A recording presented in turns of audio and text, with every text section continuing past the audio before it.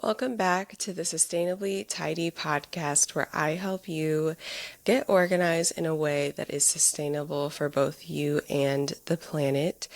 This is part 2 of the 5 lessons learned from being plant-based for the past 7 years. Last week, I shared the first 2 lessons learned, as well as got into some different terminology and context around being plant-based, and this week I'm going to share the final 3 lessons learned. But to kick us off, I'm starting with a sustainable swap per usual, and in keeping with the theme of food, I am sharing a food-based sustainable swap. Now this one's a little bit different. It's actually a sustainable swap for cooking plant-based meals. So today's sustainable swap is coconut cream. Now, you might be wondering, how is coconut cream a sustainable swap? Well, let me tell you, being plant-based means that there is no dairy involved in my cooking, and I loved anything like Alfredo sauce, cream sauces. Those are my favorite meals when I was not plant-based. So when I made the switch, I was constantly trying to find ways to still have those hearty, creamy dishes. And you have to get creative with the ingredients you use. And coconut cream has been one of those ingredients that has helped me to get that creamy, saucy, thick texture when I cook. Now, you also might be wondering, how exactly does coconut cream taste? And what I can say is, anytime I use it in a sauce, I never taste coconut. So you don't have to worry about that. Coconut cream for me has really more been something that is a texture creator than like a flavor agent. I think it can taste like whatever you make it with and season it with when it's in a dish with a lot of other things. So highly recommend coconut cream if you are experimenting with your recipes and wanting to do more plant-based meals or just incorporate less dairy in your everyday life. Coconut cream is a great substitute. So now let's get into the last 3 P's of the lessons learned from being plant-based for the past 7 years. The third P is preparation. I am very much a planner, and preparation very well could be my middle name. So it really does help as someone who is trying to live plant-based, or really if you're trying to live a diet that is not the traditional American diet. Planning and preparation is your friend. It is a lot easier for me to maintain a plant-based lifestyle if I am cooking and preparing my own meals. I've had a lot of conversations with people over the years who have tried to go vegan or tried to live more plant-based, and one of the main things is just, oh my gosh, it is so hard. And, it was difficult for me to find meals and find food that fit. And it is challenging, definitely at the beginning when you're still trying to learn what works and what doesn't. It's not always easy to find food on the fly that works for you. It's become a lot easier for me to do that now after, learning what's in a lot of things and finding my go-to spots. But at the beginning, it's hard. So meal prepping is your friend. Taking the time to find a recipe or two you can make for the week that you can just eat off of, that has everything you want in your meal and everything, and does not contain anything you don't want, that will really be helpful to you in maintaining a plant-based diet.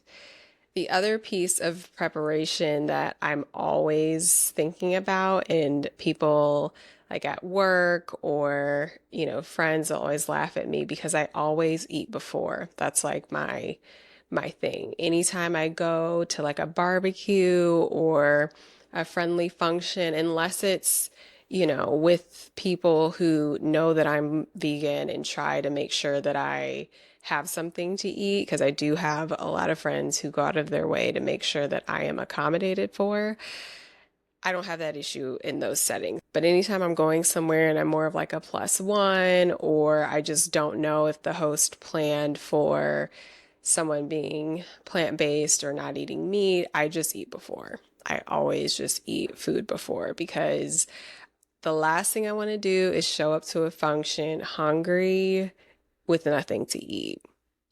That's a great way to not enjoy being plant-based.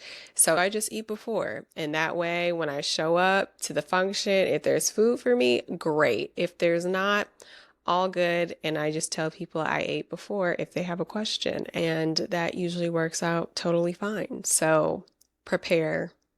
Preparation. Preparation is really your friend as someone living a plant-based life. The fourth P is palate.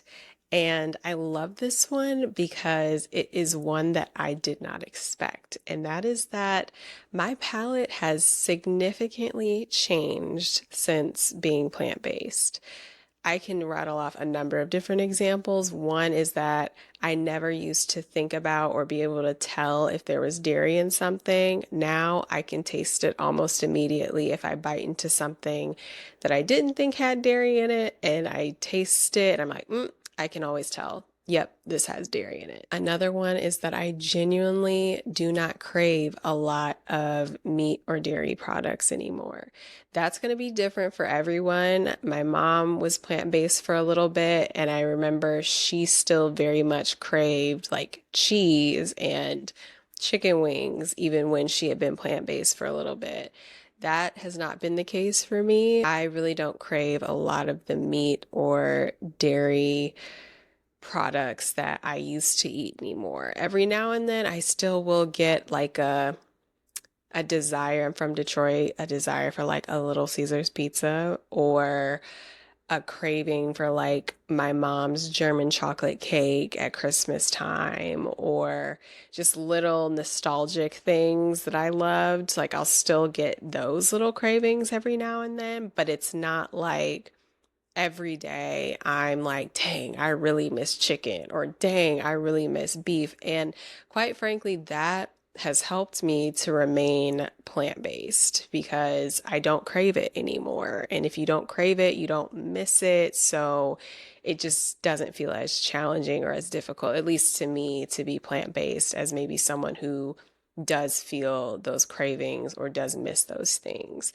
I feel like that has happened over time. I think initially when I went vegan, I craved those things a lot more because it's what I was used to, but now I really don't. And that's, like I said, been helpful. The other way my palate has changed is I really think of food as more of something to like fuel me versus something to bring me joy. Now, I love to eat, don't get it twisted. I love to eat a lot, but I would prefer for something to be good for me and good for the inside of me and not taste as spectacular than for something to taste spectacular and not be good for me on the inside. And that's been a shift at just how I look at food over time. So I will fully admit there are some things that I love to eat as a vegan that some of my non-vegan friends will taste and they'll be like, it's just okay. But for me, I love it because I know how good it is for me, and I know that it's a good alternative to something I used to like that wasn't plant-based. So a good example of that are cupcakes. I love sweets. I have the biggest sweet tooth. I love chocolate, ice cream, cakes, cookies, donuts. I love sugar. I love sweets. But a lot of donuts, pastries, cakes, cookies, desserts, all that usually has dairy in it. So I have found some really, really great alternatives that taste good for sure for all of those things. But one example that I can think of is I love Sprinkles cupcakes, specifically their vegan red velvet. I think it hits. I think it's amazing. I remember bragging about it to one of my girlfriends, and she tried it and she was like, it is pretty good. Like, it's a good tasting cupcake, but it doesn't taste as good as like a regular red velvet cupcake. And she's probably right. It probably doesn't. But to me, it tastes amazing because it is a good tasting substitute for something that I used to love to eat all the time, which are cupcakes. So I don't like to eat anything that tastes bad or that tastes nasty. Let's be really clear about that. But I'm not looking for things to taste as spectacular as they did with dairy in them or with meat in them. I'm looking for things that taste really good that are also good for me. And I'm content with that. And that's really been a shift in my mindset and how I look at food over time that has really helped me to remain excited and energized around being plant-based. The last P I am going to share is people. Now, let me start with the good side of this. I cannot tell you how many times I have gone to a restaurant and asked that I have a dish that didn't have meat or didn't have dairy in it, and they immediately wanted to accommodate me and wanted to make sure that I had something to eat.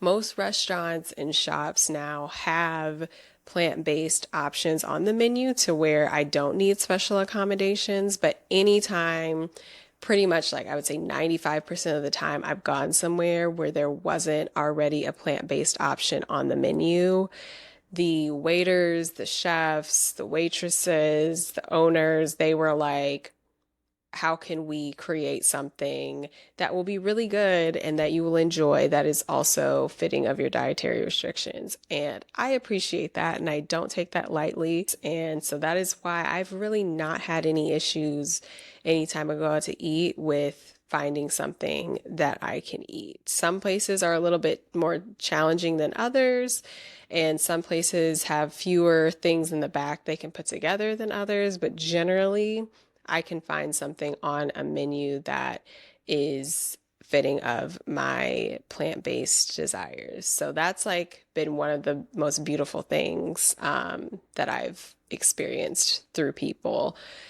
being plant-based. Now, I usually, whenever I go somewhere, do not tell people that I'm vegan or that I'm plant-based. It is always my goal, actually, to never utter those words. I just want to eat my food in peace, and I don't want to have a whole thing or dialogue about food at the dinner table as people are trying to enjoy their own meals. I'm trying to enjoy mine too. So my perspective is always like, I'm not trying to talk about being plant-based or vegan anytime I go out somewhere.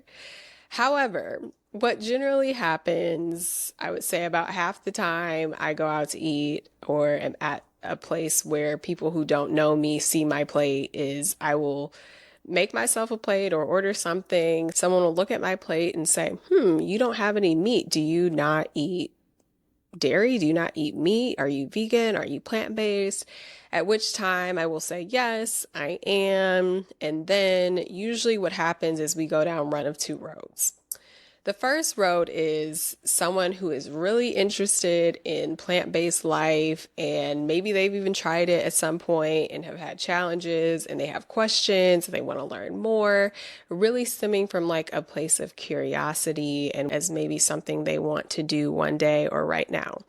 I love having those conversations with people because I only knew two people that were vegan when I started my journey, and they were very helpful to me. And there's, like I said, so much that you just don't know and that you have to learn. And to the extent I can be helpful to someone navigating that journey for themselves, I absolutely love to do that. The second road that people will go down after asking me if I'm vegan and I tell them yes, is they will immediately start defending themselves and their choices. As if I had asked, might I add.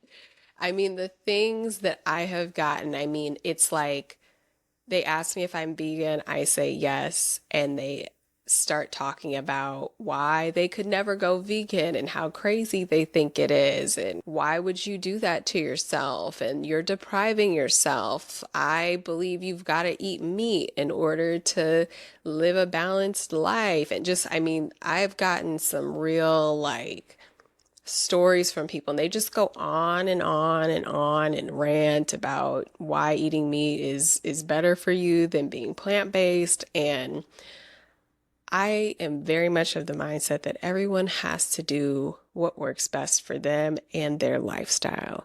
If you want to eat meat, there is 0% of me that has an interest in trying to persuade you to do otherwise. I do not take that approach with people, just like I don't want people to take that approach with me. I made the decision to live a plant-based life on my own because I felt that was what was best for me. And everyone has the right to do the same exact thing, even if we come to a different conclusion. So that's a line of questioning I don't particularly enjoy. And usually I just try to nod my head and acknowledge and smile because I'm not going to engage and I just want that part of the conversation to be over. But I share this because it is something to keep in mind and be prepared for if you decide to go down this route of being vegan or living a plant-based life. It's just inevitable. And I also want to share that because if you decide to go vegan or plant-based and you engage with that or have to deal with that or encounter that, I just want you to know, don't let that impact what you're doing. Do you, enjoy you, made the time, made the decision to go down this route of living plant-based or living vegan. Enjoy it and embrace it. Let people say what they're going to say and move on. Just block it out. Just block it out as much as you can. I know that sometimes the people who have those things to say to you that aren't the most positive, sometimes it's family, sometimes it's people that we really care about, sometimes it's friends. Just let them talk. Let them talk, let them say what they have to say, and just smile and wave. That's generally what I do. The other reason why I typically just take the smile and wave approach is because there's really no sense in arguing, in my opinion, with people about this topic, because I do believe that there are a lot of vegans out there who have created a bad rap for vegans in trying to shove being vegan down people's throats and trying to shame people into going vegan.